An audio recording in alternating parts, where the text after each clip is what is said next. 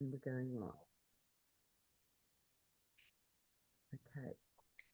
Let's see if it works. Because the last 2 times it hasn't worked. So let me see.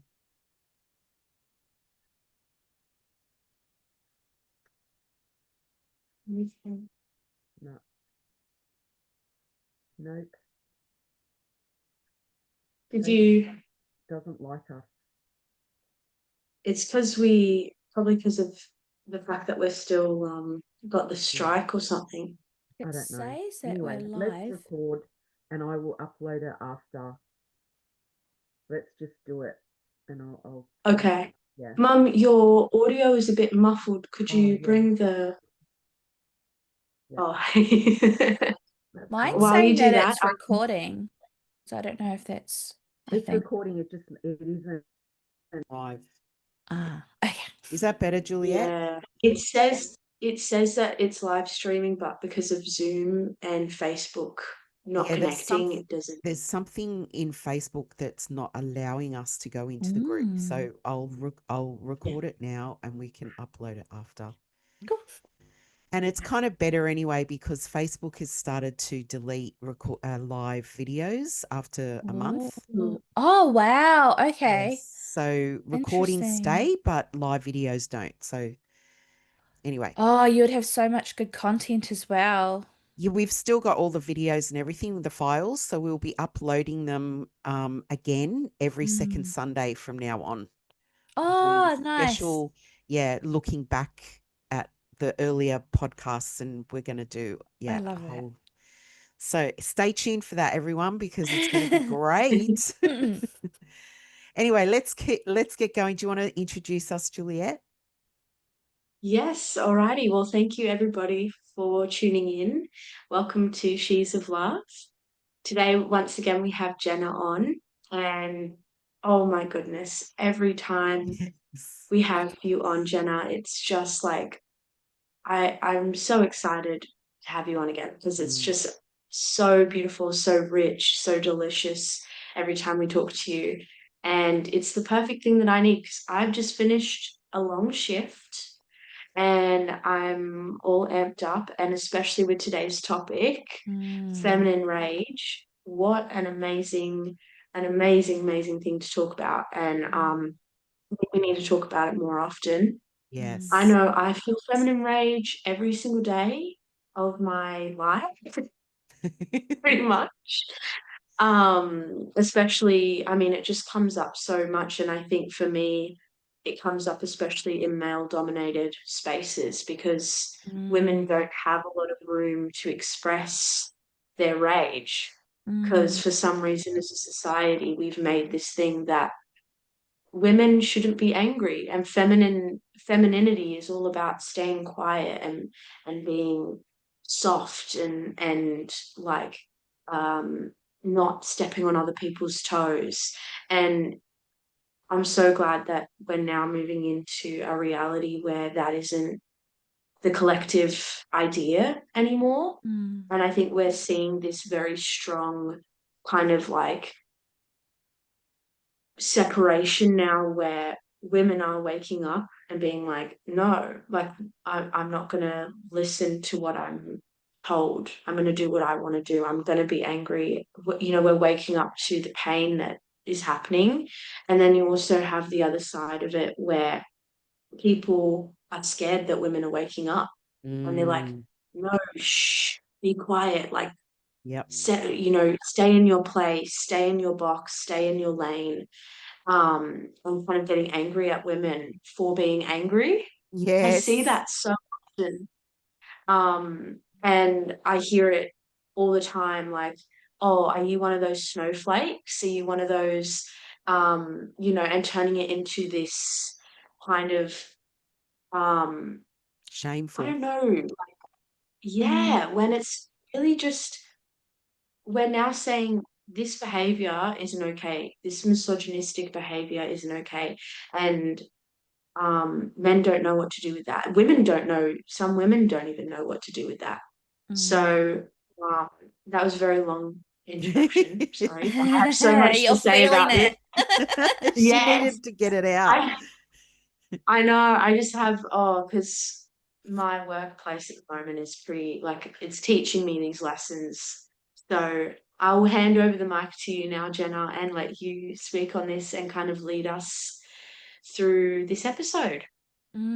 I really felt that when you were speaking, like this, like building up and building up. So that was actually really beautiful.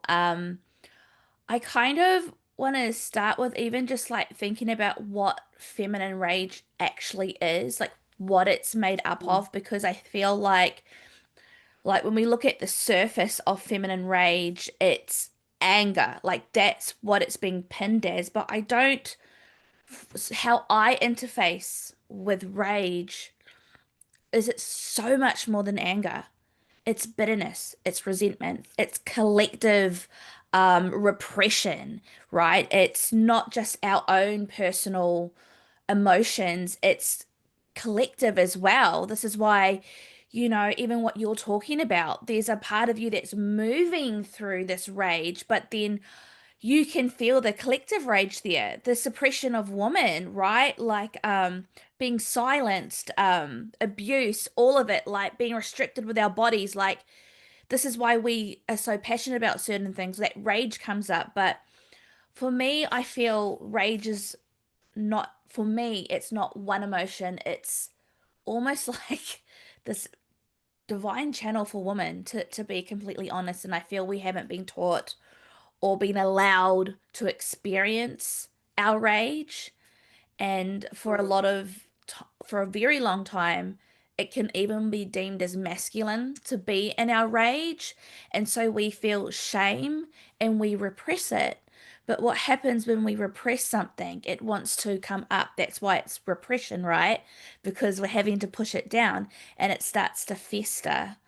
And I feel for me, I actually just came through a really big fuck you era, right? I just was done. My content was tits out, fuck you, middle finger in the air. If you don't like what I've got to say, then unfollow me. I don't give a fuck. I'm standing in my motherfucking truth.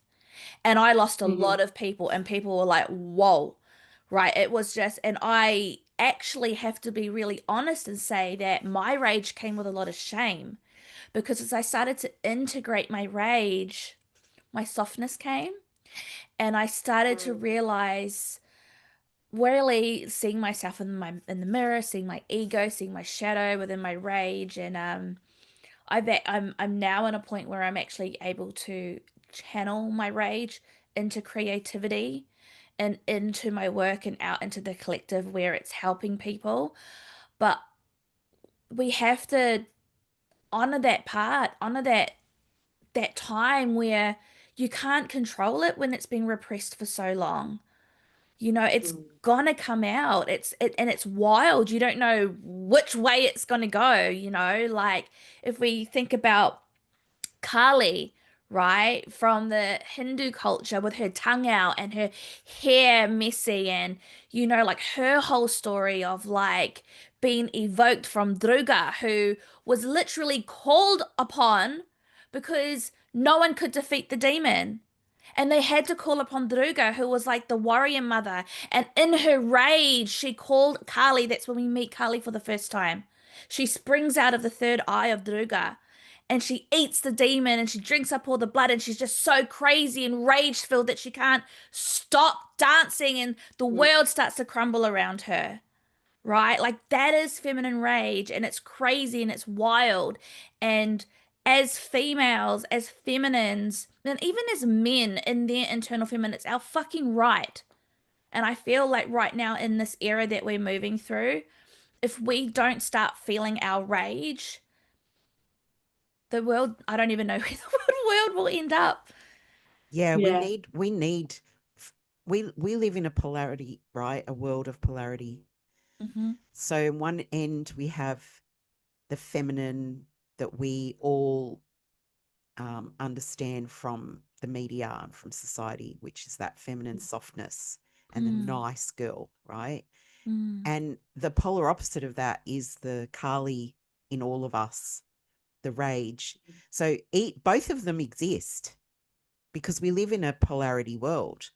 And it's we've chosen through, as you guys have said, through shame and through messaging and through the way we've been raised, to bring out this soft, feminine, nice woman and ignore and suppress and repress the rage that we've been feeling.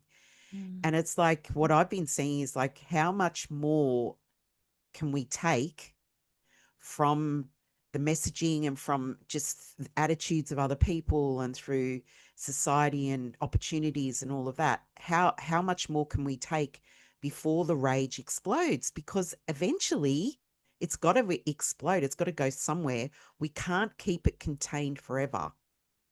And what I see is that in trying to contain it, which is what you said, Jenna, it explodes. It has to come out somehow. And I see rage and anger of any kind as an indicator that something's happening that we need to pay attention to, something we're not being treated correctly, or our boundaries are being crossed, or whatever it is. We are not, it's like an alarm bell that goes off. Something's making us cranky. And then something else makes us cranky and something else. And then that layers on top of each other, one after another after another. And then eventually it just blows the lid off that container of rage. And that's when it's uncontrollable. That's when people go, hang on a minute, because I remember at work, my boss, it happened with her.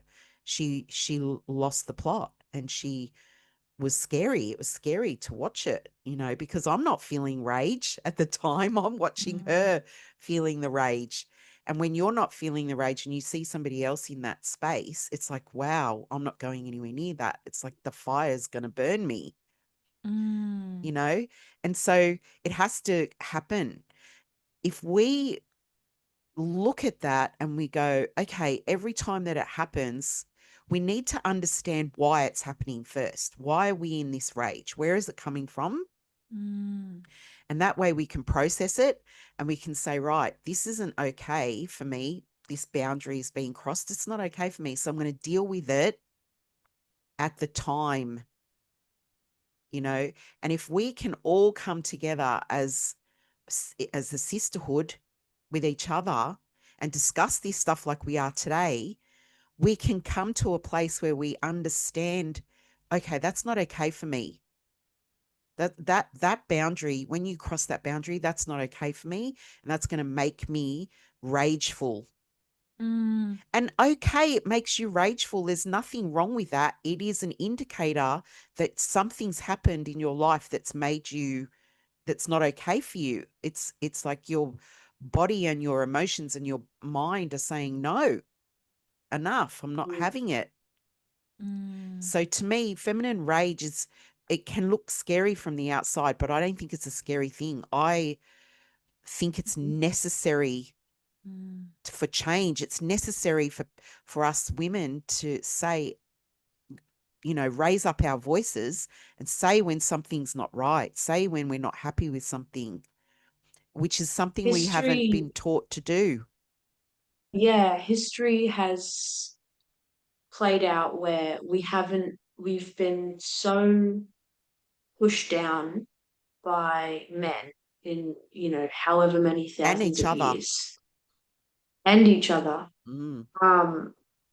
And we've never really had the chance to say, no, I don't like that, until now, really. It's like the first time, and when you look back in history, where we've really had space to finally say, no, I don't like that, don't do that, and we can bite back, because it's been so strong, like we've been so strongly oppressed. It was not until the 70s where we could open our own bank account without a husband.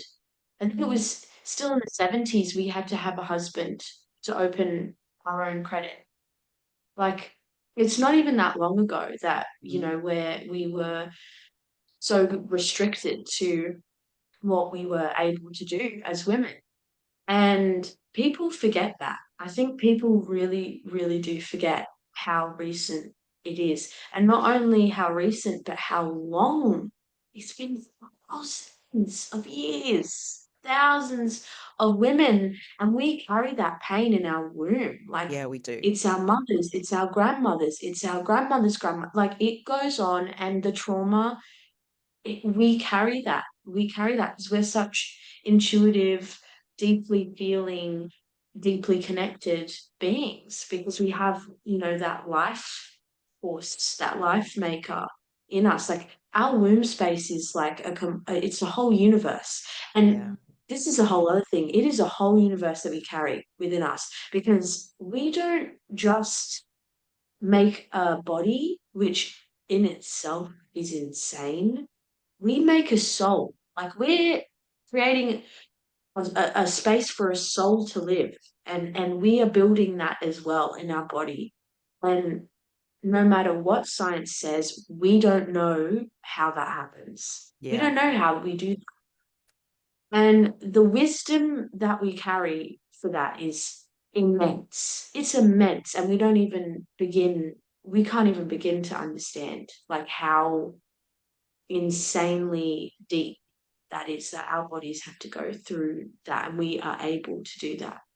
And I I'm so happy that I live in a time where we are starting to speak up against, particularly against, like, more abusive behaviors that are so normalized in society. Like, I see it with my friends now, and with, also videos on the internet of women on nights out, and men will come up and touch them, like, no consent, no hello, how you doing, having just straight up, and touching these women inappropriately, and they happen to be filming when this happens, and their response is always to push back and be like, no, don't touch my friend, or no, don't touch me, I don't like that. And it's so funny because you see the men and they're like, oh, rude, okay. It's like, dude, you literally are going up to these You were people rude. and You were rude. you're You rude. were rude. Yes, and to not expect anything other than getting pushed away is Mm, crazy.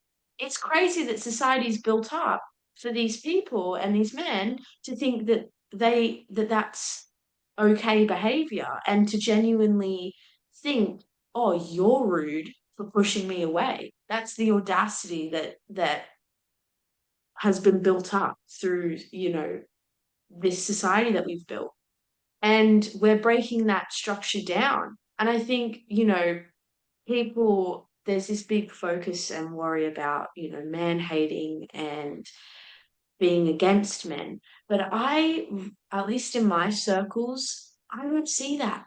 I yeah. never see that. With the angriest women, the most traumatized women, still have space for men, just nice men that treat That's what I them was with going to say, respect. Juliet. That's what I was going to say, actually, when you were speaking about that video thing that you saw with the men touching the women and not getting consent and all of that. If the interaction between that man and that woman was a natural thing, and it was like he he checked, or there was some kind of like healthy interaction between the two people, it would have been a very different outcome. There would be no pushing away. It would have been a welcomed interaction from that person. But because they're there, the vibe between those people, the girls, is they're there having a good time. They're videoing each other. They're on a girls' night out or whatever. And then Yeah. these male figures come in and want to take over. They want to touch. They want to, like, it's like they're barging in. In that instance, it's like, well, yeah, of course you're going to get rejected, because you're not respecting what's going on. You're not respecting the energy of the interaction there. So, of course, Mm. they're going to get a pushback because there's no respect. And That's what I wanted to say about that. these sort of men, um, So my experience of all this growing up has been very different. So I'm actually an ex-professional fighter. Mm-hmm. I've been doing martial arts and different forms of martial arts since I was the age of 5. I've grown up in it. And my rage has led me to fight a lot of men. I refused in my rage of all my life to ever be a victim, which is a very hypocritical of me to say because at the age of 14, I was living on the streets and I was a prostitute. And I went through all this. I grew up in a very violent home where my dad was extremely abusive to my mother. I grew up having to see my mother get beaten to the point where her face was split open.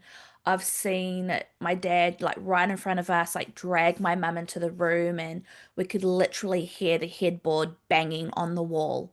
Like this is the stuff that I moved through, and even if I'm talking about it now, I can feel my stomach like clenching. It's like where I hold a lot of my feminine wounding and all my stuff is there. So I feel that, but I grew up a very angry woman, and my father gave me the tools to defend myself, right? He was actually my coach. And I remember so clearly just talking about the, as you guys are talking about, obviously at the nightclub scene. Yeah. I was in a nightclub with my husband at the time, and I remember when I used to drink, I get very like chatty, and I remember going up to this group of people that were dancing in a big circle, and I was talking to this girl, and we were like just like hugging and dancing, and a man in the circle on the other side, which was her boyfriend, they must have just had an argument. And he looked at me because we must have been making eye contact with him or looking that way. And he was kind of like looking at us. And he looked at me, he goes, "What are you fucking looking at, you dirty bitch?" And in my rage, I went from one side of the circle to this far from his face. And I just said, "Say it again. Say it a fucking again." And I got so close up to him that he started to back up and he got up against the bar. And I was just waiting. I was like, "Fucking hit me." I'm like, "I'm not your fucking girlfriend. Do Mm. it." And then all You of a didn't sudden, expect that. yeah, his friends were like tapping him on the shoulder, like, "He didn't mean to, didn't mean to." Everyone was freaked out. Now, this wasn't right for me to do this Yeah. for myself, for my being. And this wasn't a one-time thing for me. Like, See, I was like, go girl. and this is not I a was like, one-time thing. yes. My rage for because my deepest shadow within myself is actually a fear of weakness, if I be really vulnerable here, which Mm. means that Yeah. I fear being weak, but I struggle with women who, to me, in my shadow complex, are weak. And so I have this thing inside of me where my rage comes from is where I want to protect them, but I'm angry at them at the same time. And it comes back from my mother wounding and seeing my Yeah. mum beaten and I dragged. feel that.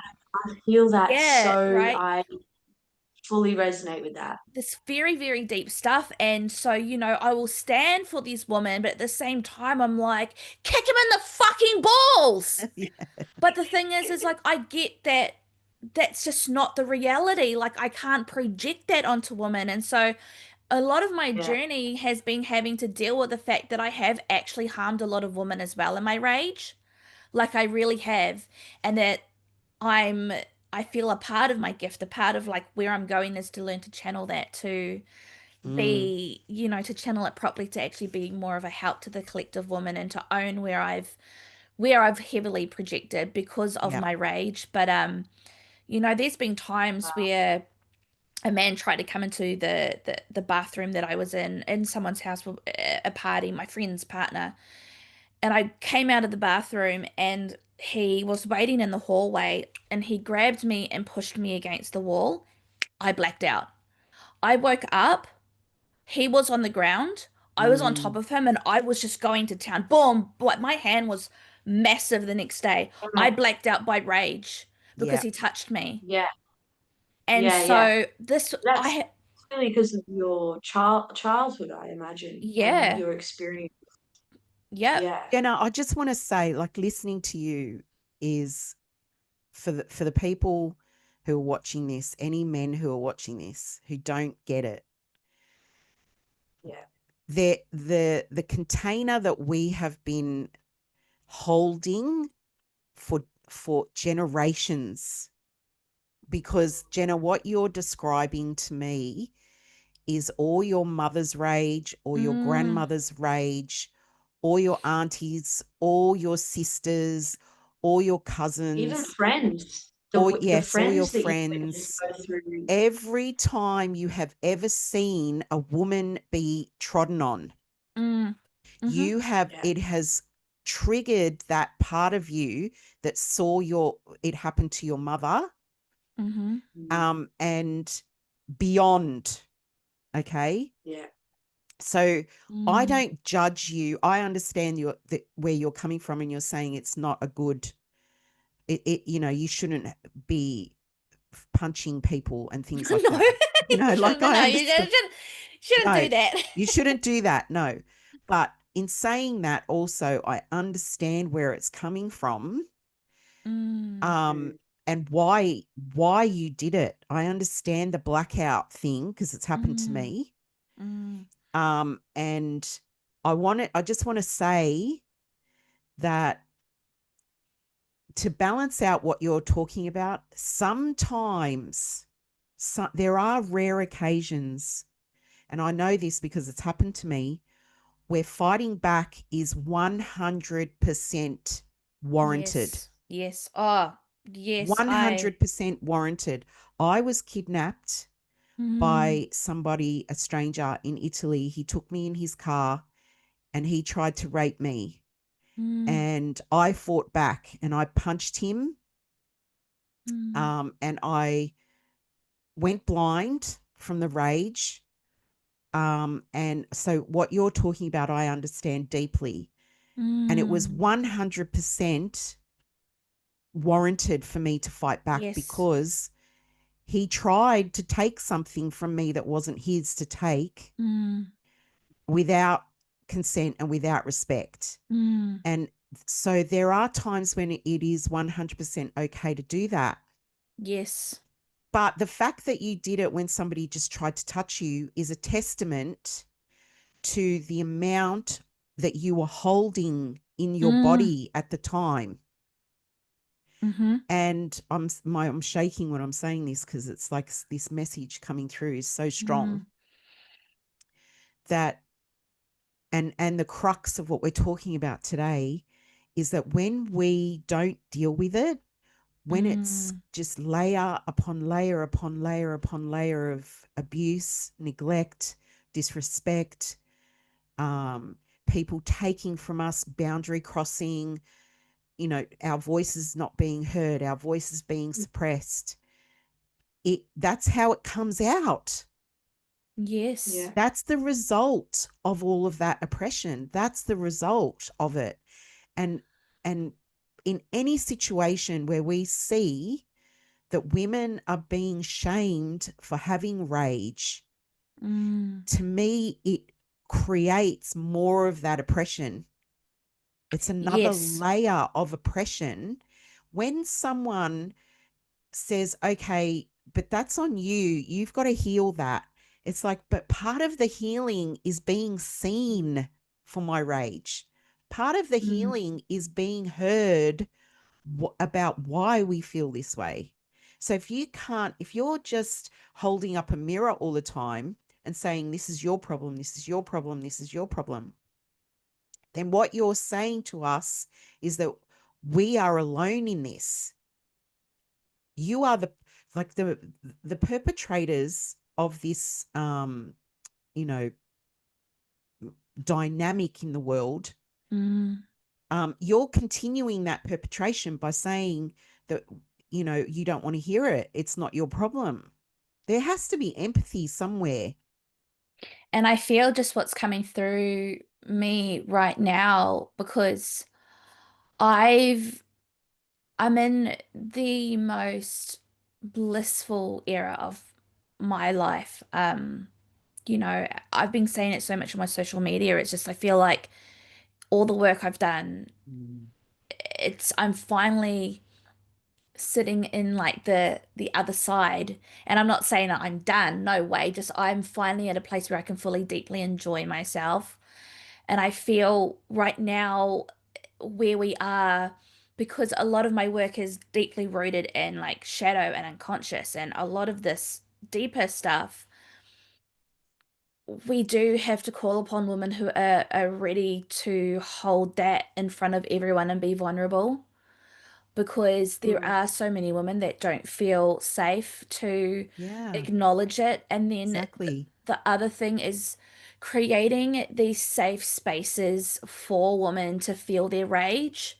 Because right now, if there are women that are exploding, especially coming from, well, I can only speak to my experience of where I've come from, but any woman,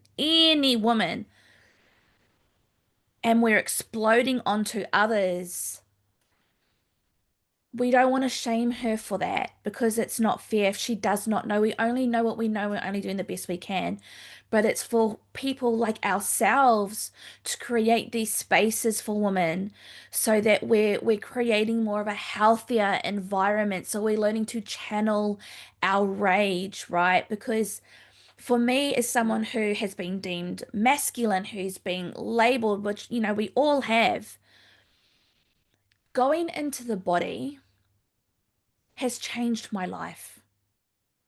Has complete going into my soma and being able to sit with myself and not run from my physical body Yeah. has Yeah. been a change for me so much. I can't even like express like the divinity I hold within myself as a human.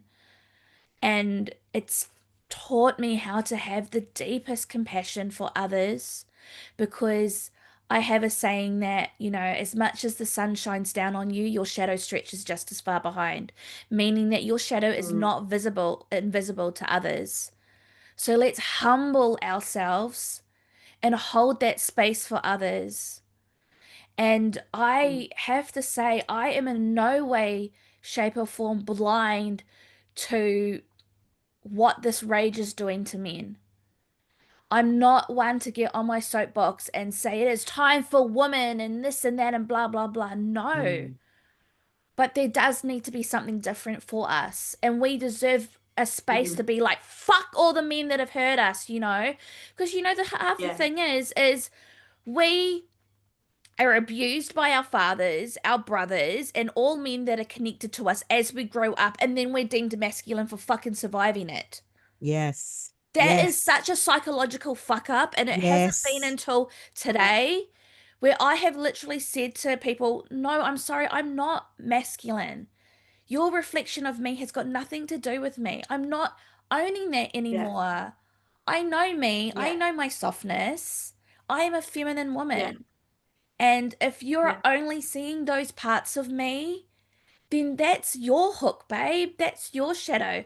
But this comes back to the polarities we are talking about, right? Where I've touched on before is women that are journeying from like control and repression in a masculine is probably we portray our inner masculine qualities. I don't know if this is too psychological, but from this side, if you've got a very controlling, from a Jungian perspective, like animus, you take on those personalities and you're going to call in your opposite shadow, which is a passive man. He's going to project on you his inner masculine or in his inner feminine, sorry, and you're going to project your inner masculine onto him. And then on the other side, you've got women that are completely chaotic and unled, and she's got an inner passive man. So Mm. she takes on those qualities and she's going to call in a very dominant control. It's all about polarities, right? And Mm. so as I've actually been doing this deeper body work, connecting with my inner masculine and actually allowing him to hold me, I just really don't give a fuck about how, and I'm going to be really honest. The only people that call me masculine are women. Yeah. Mm. I've never had a man come up to me and say, "Oh, you're really masculine." Never. It's always been from women. And I'm not projecting. It may feel like a projection, but this is my experience. It has Yeah. always been from women that have come from the other side of the spectrum. Yes, because you intimidate them and You do. they see that their masculine can't, hasn't developed enough to reach that. Yeah, and Yeah. it's the same as the other side. I know. I have projected heavily onto those women. You're too scattered. You don't know Yes. yourself. And so Yes. we actually can direct our rage onto each other, not just onto men 100%. and onto our Oh, children as well. Yes, 100%. Mm-hmm. Yeah. Sharing stories here. I had a very this was very recent. So, right. My time here in this town, obviously I've never been lacking in sexist experiences as a woman. It is something that happens frequently to me at least, and I think to all women, unfortunately. But I will say in the past few months, I've got a new job and I'm working in a pub and also in a restaurant. And I'm kind of like the shiny new toy to all the locals because it's a very small town here. I'm a young woman traveling alone from the other side of the world. And so a lot of men kind of, objectify me in that light, in this like, oh, you know, you're just kind of like the shiny new toys, the only way that I can explain it.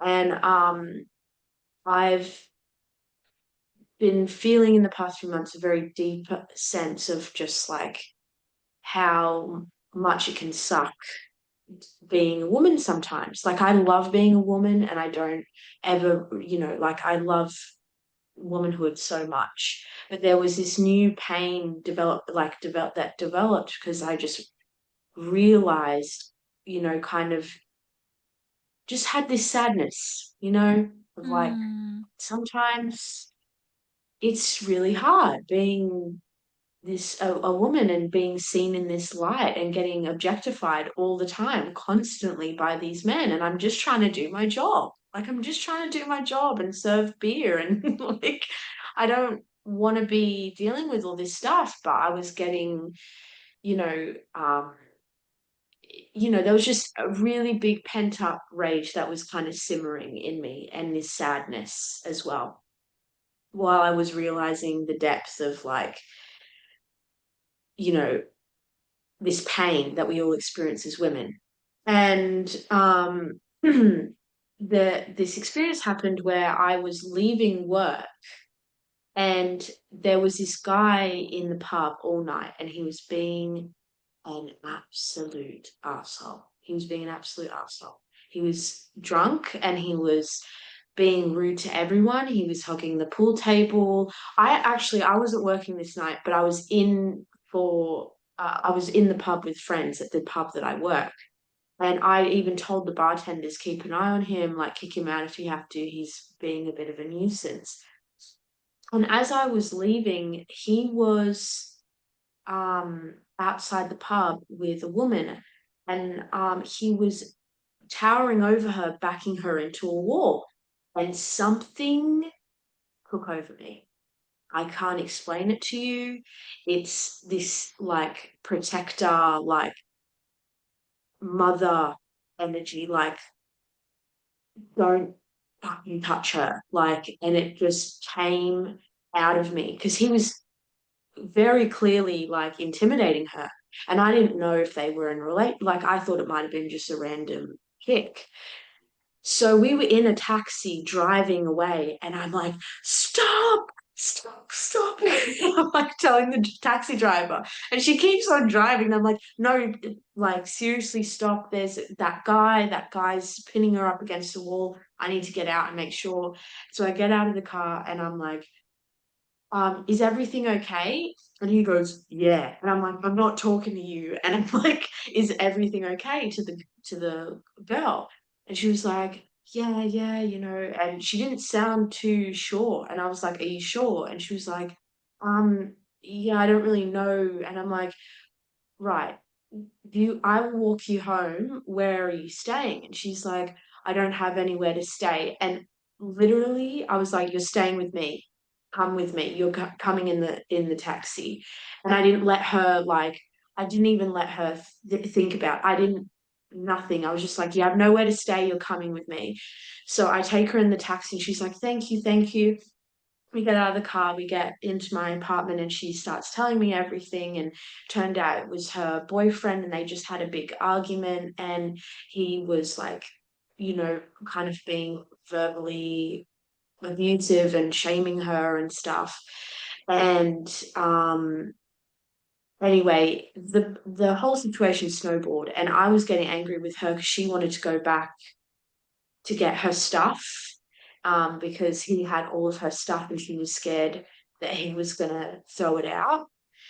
And she was texting him and kind of being like, I wouldn't be doing it, basically, is what my rage was like. Stop talking to him, either go and grab the stuff and like, we'll go grab the stuff so he doesn't throw it out. And that's it. But you don't need to be, calling him, like constantly calling, answering his messages all the time and talking about things that are unrelated. And I was getting kind of angry at her, but also very protective, like you were talking about. And we ended up going to grab her stuff. And I felt fine. I was not afraid of him at all. Like, I had no fear. The rage was so strong in my body that I was just like, I know that I would be fine. I would win against him. Like, it was just this utter knowing and not caring, and just like being completely blinded by rage at him. And I don't even know this man. He was all the men that I was like angry with. He represented everything wrong with men to me that night. Because again, that was like bubbling and raging after all the shifts at work and all the objectification that I was dealing with and stuff. And so we get to his van, and she run my life. So I'm like, right, we're gonna grab your stuff, and then we're gonna leave. And we eventually get to the van, and she walks up and she doesn't say a word. She walks up and she's silent. She doesn't say anything. She just looks at him. And I wait 10 seconds, and then I wait 20 seconds, and still she didn't say anything. And they're just standing there looking at each other. And I'm like, right, she's here to grab her stuff, and then we're going. Can you please move out of the way? So he had his feet leant up against the entryway of the van so she couldn't get in. So like, so can you please move your feet so she can grab her stuff? I say this is not me. I don't know how mum knows. But I am the most non-confrontational, like, person in the world. And I'm telling him to move his feet off out of the way. I don't even know this guy. And, he does. He sits up and he moves his feet. And she doesn't go in. She doesn't grab her stuff. And I'm like, and then he starts talking to her about me, and he's like, you need to sort your friend out. Like, who's she? Like, and starts going on about me. And I just leave it. But then he keeps going, and then he keeps going, and he mentions my name, and he keeps talking about my name and how, like, you need to sort your friend, pull her head in, pull her head in, pull your friend's head in. And oh my God, I blew up at him. I blew up. I screamed at him. I was like, don't ever say my name again. We're just like, because he was like talking about how it was so rude of her to get into a random car and leave him on the street. And he was like, and then you just go to a party. And he made up this lie that she was getting in the car to go to a party. And I was like, dude, I pulled her in the car because I thought you were gonna like punch her or something. Like, I thought she was in critical danger. There was no party. We weren't having a party. I was going to call the police on you because I thought you were abusing your girlfriend. And I'm like ripping into him, and I'm like screaming at him. And then I'm like, you know what? Right. I'm just going to stand over there. And I realized that me yelling at him hurts her. And she's right there. She's standing there right there. And I'm yelling at her boyfriend. I don't even know him. And I was like, what am I doing? What am I doing? I'm here to help her get her stuff. And I just had to like take a moment and be like, that was insane. But this is how feminine rage Mm. takes hold. And Mm. I'd never really experienced it to that level before. But oh my God, it was the first time where I was like, where did that come from? Like that was crazy. And so yeah, I'm kind of at a stage in my life where, I've see it, I've expressed it clearly. I've yelled at random men in the middle of the night in their van. Um, but yeah, I think finding ways to express it safely, because that was not a safe way to express it. Yeah. And a way that doesn't project onto others and make other people feel and Yeah. hurt other people, because I know that definitely hurt that that girl. So yeah, I think just finding safe ways to express feminine rage Mm. is the way forward for myself, at least, and for probably most women. It sounds like that was like such a powerful experience for you. Mm. Like, I know all the like times I've done it in the past because anger was one of my biggest things. I'm like the fullest chill person now. Like, I don't get anger, but I used to. Actually, that's not true. Not that I don't get anger. I just am in my body a bit more. But there's coffee stains on the walls in my house and like patched up holes because I've never physically hurt my family, but I would punch walls and stuff. So my rage was insane. But I feel like we can see our own potential in that. And I think that's something that we should be. Well, for me, it's a big part of shadow codes and what I do. Yes, it's the shadow code system itself, but within that, it's me because my experience has come from an like the more what people deem as a masculine woman. A lot of my work is around those women because I just feel like there's no space for them. But what I'm saying is if we can turn around and see within us, we will actually notice that through the dark there is gold, but you can't be selective on what you integrate. You can't only integrate the gold and leave the dark because it's within the dark that you actually find the gold. And just listening to your Mm, story, Juliet, was just, it's like you could see the gold coming, like showing you that you're powerful and that mm, there's so much untapped potential in that rage that we carry. yes. Like, Because he moved his feet. yeah, you He moved. moved his feet. He moved. He Exactly. sat up. Like, I can't. I almost laughed in the moment, like genuinely, because it was that absurd. I almost laughed. It was like a little boy being told off by their teacher. It was genuine, like it's the only way I can explain it. Like he sat up and he moved his feet. I was like, oh my God. I wonder from like this is getting a bit like technical or analytical, but I wonder if you were marrying his mother to him. Because a lot of men Yeah, that carry from what I was feeling when you were talking have the Medusa archetype within them because their mother was very Medusa-like, meaning she was mm, cold. Yeah, and so his inner feminine is actually like when you were speaking, I could feel his feminine. Actually, you were yeah, interacting with his inner feminine, and your inner yeah, masculine was in his like, I'm a fuck shit up, right? yeah, And he was feeling that. That's why he moved his fucking feet. It's yeah, all like it's so juicy. I love it. yeah. God, it was like genuinely, it was crazy. It was an out of body kind of experience because I Mm, really have never. I'm very I'm very level-headed most of the time, to the point where I think mum doesn't really worry about me too much. Like I know you worry about me because you're my mum, but like you always have kind of this knowing, oh, she'll be fine. Because I'm very responsible. I would never in any situation you know, go yell at a guy in the middle of the night that I don't know in a van. But it was just so built up in me, and I wanted to help her, and I think part of me wanted to mother her and like help that part that I think I was trying so hard not to judge her, but that shadow in me did a little bit. Like my Mm. shadow self was like, "What are you doing? Get away from But I him."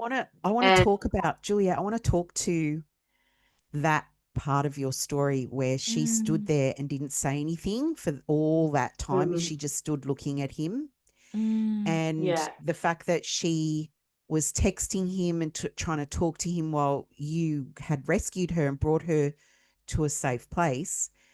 And I'm not yeah, judging any of that. That story, there's so much to that story that, yeah, we could unpack, but I'm not judging any of it. All I'm saying is that part of her that was attached to him and was afraid of losing, because I personally believe she was telling you, I'm afraid of him chucking my stuff out, was her way of yeah, paving a road back to him. yeah, I It, got that. yeah, yeah, it wasn't really that she was scared of losing her things. It was that she wanted to go back to him. She wanted to get out of you'd taken her out of a scary situation, but then she was like, I'm safe now, I want to go back. yeah, Right. And so there's a part of her in all of us. Yeah, yeah, That yeah, part of her, there is that in all of us where yeah, we convinced ourselves that we need a man, mm, we need a partner, we mm, need love, whatever that looks like in the relationship. We need that to survive. We need to go back to that. yeah, And that's the part of it in that story that struck me the most. I mean, of mm, course, you mm, being my daughter, I want to keep you safe. And it was like, oh, what are you doing getting out of a car to confront some guy? yeah, But it was her wanting to go back that was the biggest lesson to me mm, out of your mm, story, because you had your dynamic with him where you were like, you're not treating the feminine like this, mate. We're going to stand up for ourselves here. yeah, But then there was a part of yeah, her that was like, I need to go back to that. And that's the addiction. That's mm, the nervous system that doesn't feel good in a safe place, right? It's like, I need the chaos. I need that dysfunction because that's what feels mm, right to me, because that's how she grew up, obviously. yeah, And so yeah, there's yeah, something in that that can, like, that we all experience, that we can say, well, that's not healthy for her to go back there. Like, the healthy part of us looks at that and goes, what the hell? Why was she yeah, texting him? Why would she want to go back to that?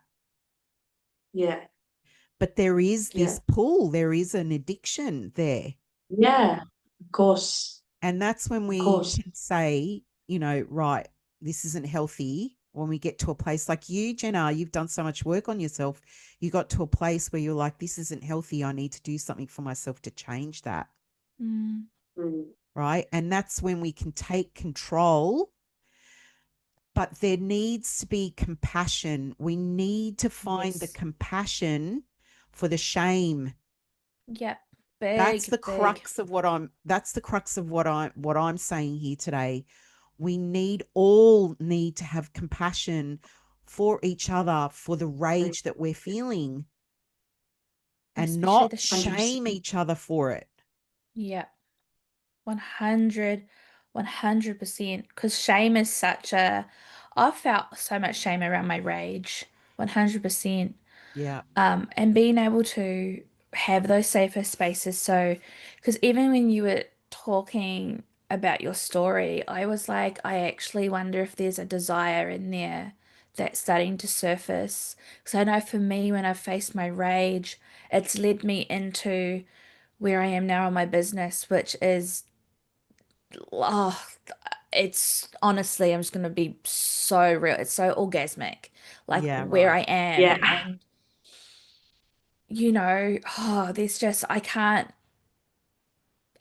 cannot shout it enough to just, when you come back to yourself and you surrender to your rage, that's where the path is. It's not outside and everything that we interact with, because that story was like three different experiences, and each Yes. experience so layered. And I feel that young woman that you interacted with that night, that particular event's going to be a big pivotal part of her changing. Yes. That's You what I know, think too. she's going to look back at that and be like, because she would have held shame too, because of Mm. you turning up and holding her to a higher standard. She would have felt shame, and you would have activated something within her. And to see her boyfriend move his bloody feet because you told him to. Yeah, Like she Yeah, witnessed that. you may have just saved yeah, her in so many ways. Yeah. You might have So, yeah, I sparked hope so. change for her life, how You can we don't know. start You don't know, channeling but our rage um into into ways to help women, help and Yeah, ourselves too, right? Um, yeah, I really believe that in order for the world to change, women need to heal. yeah. And I know that yeah, we put a lot, and I'm not discrediting all the fighting against the patriarchal system. And I love that there's women yeah. that do that. But I feel there is many ways to do it, and I feel that it starts Mm, home within ourselves because we raise these men. yeah. And I Oh, know 100%. it's not straightforward. I know that's not straightforward. I'm so aware of that. But I'm not here to speak to everyone. I'm here to speak to the minority of people that I know that I'm here to help. And it is my purpose is to help women come home to themselves so that we can change the generations that come after us. Yeah. High five Mm. to that. I Jenna, I amazing had words. just quickly, because I know we're coming to the end, but as you were just speaking, Jenny activated such a deep uh kind of download just then, Mm. um about how to express feminine rage, or our rage. So much of it comes from our womb. I think a really good way to express the rage is through creativity, and whatever that means for us to Yes. create, because our womb is a creative, it is the creation space. So like Mhm. painting or drawing or whatever, My like room's full of artwork, reading. literally. Yeah. Yeah, like any type of form of creation, like even if it means bashing things, I feel like that in a way is almost is create, like those rage rooms, like just finding some way of creating art in some sort of sense, and not for anyone else, not for a display, but just to express that part of us through a creative outlet. Yeah. 100% um Juliet. and That's been a it big is one focus way. of mine. Yeah. That's Yeah. been a massive focus So, of mine. I've done some mm, big anger releases, and I think that's really beautiful. I've had two big anger releases, one facilitated, one on my own. But I've been really working with different ways to release that through the body, through different movements, different like somatic unwinding and humming. And because women that come from very masculine, like being projected that they're very masculine, anger yeah, releases is really beautiful, but I want to try and help them understand that it can be just like thumping on the ground. It can be through art, it can be through humming, yeah, it can be through touching yourself, but just being physical with your body. And I went through something 2 days ago, very connected to my feminine wounding. And I came into my room, I did a little stretch, and then I just turned the music on and I just started going for it. I just started really heaving and yeah, like, and I yeah. just shook it and I was just like, fuck, ah, you know, and I just, oh my gosh, you know. But it's creating those Yeah, safe spaces where women actually want to be with their bodies. Yeah. Mm. yeah, yeah. Takes time. Oh, So, 40 years for me. And, you know, I've loved this conversation. I think Yeah. we need, as women, we need to talk about this stuff more, and we need to really shed the light on the shame that we feel around the anger that comes up for us. And, you know, what you said about getting into the body, I think that's the antidote, because when we feel so much shame over something, we do tend to leave our bodies. I mean, it's what we've been trained to do as children, because our bodies are subjected to so much criticism.